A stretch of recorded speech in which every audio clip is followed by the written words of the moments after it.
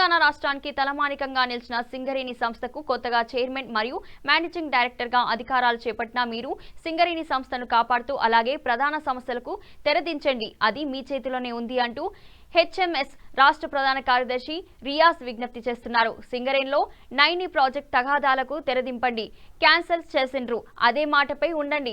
రాజకీయ కొట్లాటలతో ముందుకు వస్తున్న బీఆర్ఎస్, కాంగ్రెస్, బీజేపీ పార్టీలు ఆ ప్రాజెక్టు నాకు కావాలంటే నాకు కావాలి కొట్లాట చేస్తున్నారు.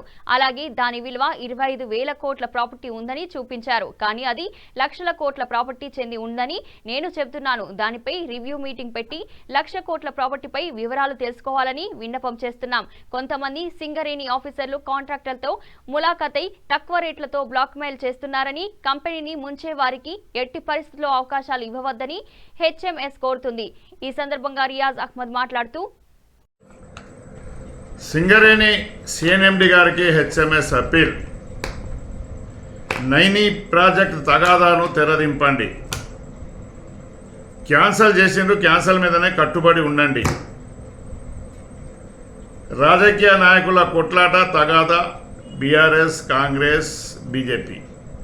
నాకు కావాలంటే నాకు కావాలి, నాకు కావాలంటే నాకు కావాలి ఆ ప్రాజెక్ట్. దాన్ని మళ్ళీ రివ్యూ చేయించండి.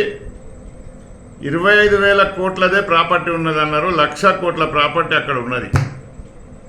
మనలో ఉన్న కొంతమంది ఆఫీసర్స్ కాంట్రాక్టర్లతో ములాఖాత్ అయి తక్కువ వేసిండ్రు, రెడ్యూస్ చేసిండ్రు.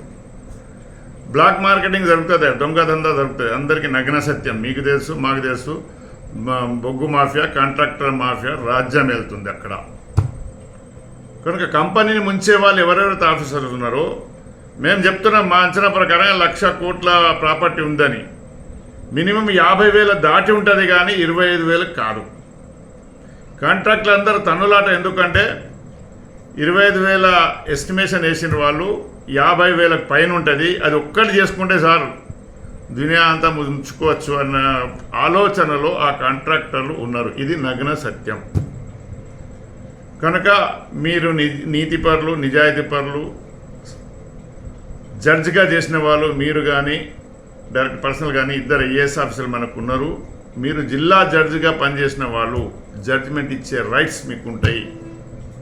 సింగరేణిలో ఉన్నారు, సింగరేణిని కాపాడండి అని మా హెచ్ఎంఎస్ అప్పీల్. దానికి మా సింగరేణి కార్మికులే పనిచేస్తారు. సింగరేణి కార్మికుల ద్వారానే ప్రొడక్షన్ తీపియండి. ఎప్పుడైతే అవుట్సోర్సింగ్ రాకముందు ఒక్క పైసా కరప్షన్ జరగలే. అవుట్సోర్సింగ్ వాళ్ళు ఎప్పుడైతే వచ్చినారో, ఓబీ కాంట్రాక్టర్స్ వాళ్ళు వచ్చిన తర్వాతనే కరప్షన్ల మీద కరప్షన్, పోటీలు, జనరల్ మేనేజర్ పోస్ట్ నుండి డైరెక్టర్ దాకా పోటీలు. నేను కావాలి, నేను కావాలి, నాకు కావాలి, నాకు కావాలి. ఇంతకుముందు సీనియారిటీ ప్రకారంగా జస్టిస్ నడిచింది ఇక్కడ.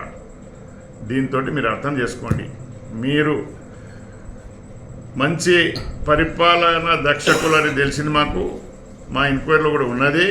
కనుక హెచ్ఎంఎస్ జాతీయ కార్మిక సంఘం, సింగరేణి సంస్థ నడవాలి, నిరుద్యోగుల ఉద్యోగాలు రావాలనే కాన్సెప్ట్ తోటి మేము నడుస్తున్నాం. హక్కులు పరిరక్షించుకోవాలని. కనుక ఎన్ని రోజులు దీనికి ఓకే, రద్దు చేసిన ఖతమైపోయింది, మనమే చేద్దాం.